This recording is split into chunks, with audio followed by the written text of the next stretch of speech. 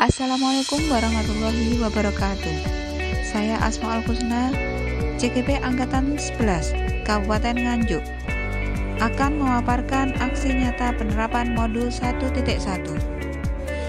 Filosofi Ki Hajar Dewantara diantaranya sistem Among, kodrat alam dan kodrat zaman, asas Trikon, Tripusat pendidikan, menghamba pada anak, trilogi pendidikan, dan budi pekerti.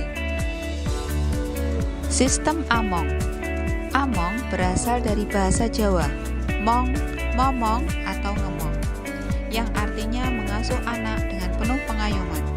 Sistem Among Ki Hajar Dewantara adalah metode yang sesuai untuk pendidikan, karena metode pengajaran dan pendidikan tersebut didasarkan pada asih, asah, dan asuh.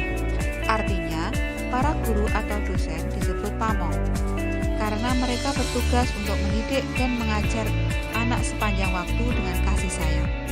Sistem Among merupakan sistem pembelajaran yang proses pembelajaran yang merdeka bagi peserta didik. Karena dalam sistem Among Ki Hajar Dewantara dipahami sebagai pemeliharaan dan perhatian untuk mendapat pertumbuhan anak lahir dan batin sesuai dengan kodrat.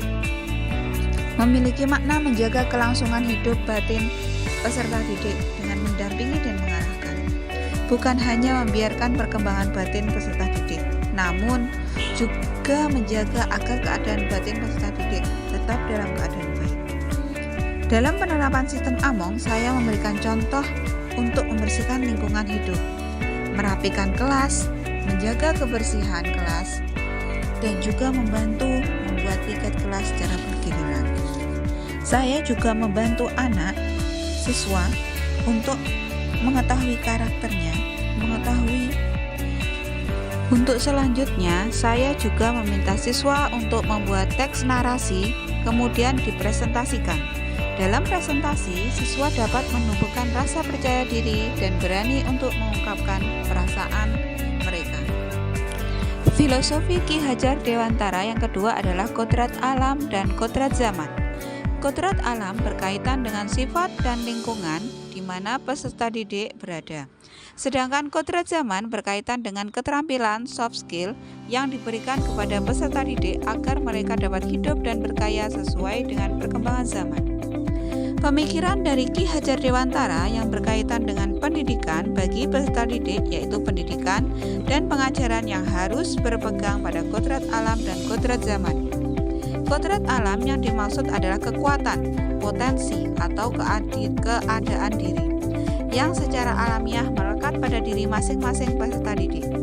Kodrat zaman adalah kekuatan potensi atau keadaan diri yang berubah sesuai dengan kondisi sosial, budaya masyarakat, atau perkembangan zaman. Kodrat alam dan kodrat zaman merupakan konsep Ki Hajar Dewantara dalam memisahkan antara identitas, perilaku, dan aspek-aspek individual yang alamiah dan di mana hal ini dapat diwariskan. Dalam penerapan kodrat alam, saya meminta anak-anak untuk berkreasi membuat karya lukisan dari pelepah pisang, agar anak-anak bisa tahu bahwa manfaat dari bahan alam untuk berkreasi. Kemudian, untuk kodrat zaman, saya menerapkan dalam pembelajaran dengan menggunakan teknologi yang sekarang. Saya juga sering menggunakan game-game seru yang juga disukai oleh anak sehingga anak dapat lebih cepat untuk memahami pembelajaran. Filosofi Ki Hajar Dewantara yang selanjutnya adalah asas Trikon, continue. Artinya, pengembangan yang dilakukan harus berkesinambungan, dilakukan secara terus-menerus dengan perencanaan yang baik. Suatu kondisi yang baik tidak mungkin dapat dicapai dalam sekali waktu, seperti sebuah sulap. Tahap demi tahap pengembangan dilakukan dengan rencana yang matang. Dengan perencanaan tersebut, maka suatu tahap dilanjutkan oleh tahap berikutnya dengan melalui evaluasi dan perbaikan yang tepat. Konvergen, artinya pengembangan yang dilakukan dapat mengambil dari berbagai sumber di luar, bahkan dari praktek pendidikan di luar negeri, seperti yang dilakukan oleh Ki Hajar Dewantara ketika mempelajari berbagai praktek pendidikan dunia. Praktek-praktek tersebut dapat kita pelajari untuk nantinya disesuaikan dengan kebutuhan yang kita miliki sendiri. Saat ini teknologi informasi telah sedemikian canggih sehingga guru atau kepala sekolah dapat mempelajari berbagai kemajuan pendidikan dari mana saja dan kapan saja. Konsentris, artinya pengembangan pendidikan yang dilakukan harus tepat berdasarkan kepribadian kita sendiri. Tujuan utama pendidikan adalah menuntun tumbuh kembang anak secara maksimal, sesuai dengan karakter kebudayaannya sendiri. Oleh karena itu, meskipun Ki Hajar Dewantara menganjurkan kita untuk mempelajari kemajuan bangsa lain, namun tetap semua itu ditempatkan secara konsentris dengan karakter budaya kita sebagai pusatnya. Dalam penerapan asas Trikon, ini saya terapkan dalam kelas seperti pembelajaran berdiferensiasi. Dan alhamdulillah ada perbaikan yang sangat baik dari anak-anak dan pembelajaran.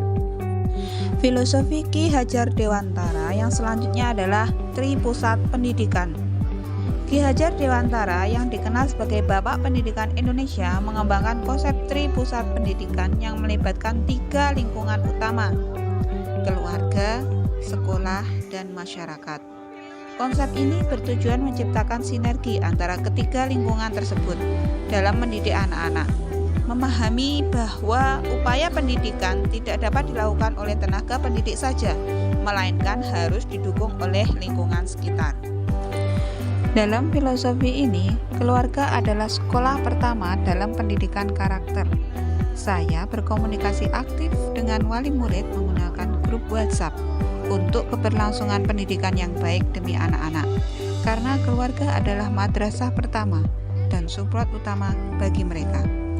Di sekolah, saya memberikan pendidikan sebaik mungkin dengan menerapkan filosofi Ki Hajar Dewantara agar dapat mengembangkan potensi dalam dirinya.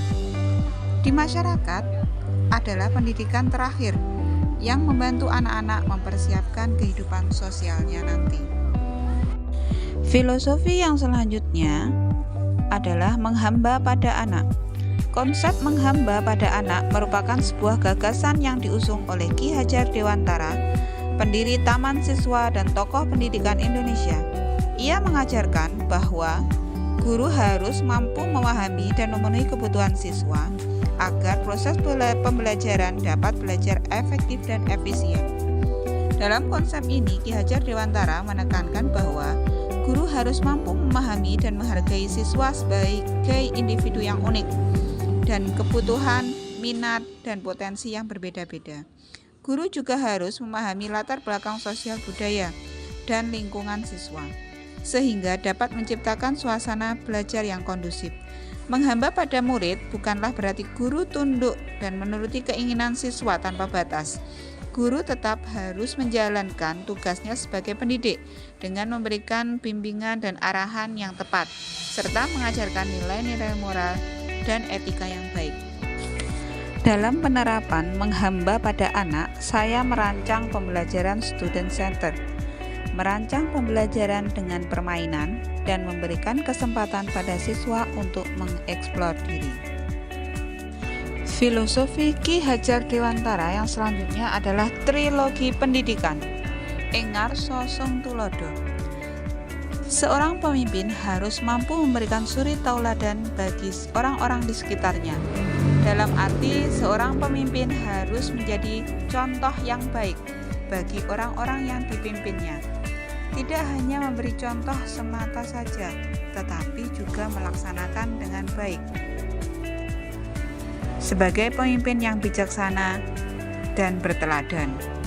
Di sini saya memberikan contoh yang baik kepada anak didik saya menjadi pemimpin yang baik dan bijaksana.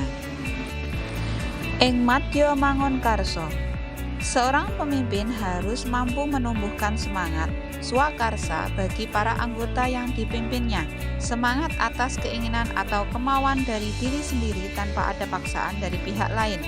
Untuk menumbuhkan rasa semangat dibutuhkan sosok pemimpin yang memiliki rasa peduli perhatian pada anggota yang dipimpinnya, mampu memberikan dukungan-dukungan agar anggotanya dapat bekerja dengan percaya diri.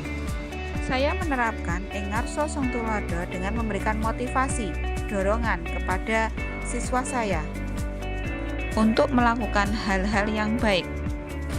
Kemudian Tutpuri Handayani, seorang pemimpin harus mampu mendorong orang-orang yang dipimpin agar berani berjalan di depan dan sanggup bertanggung jawab.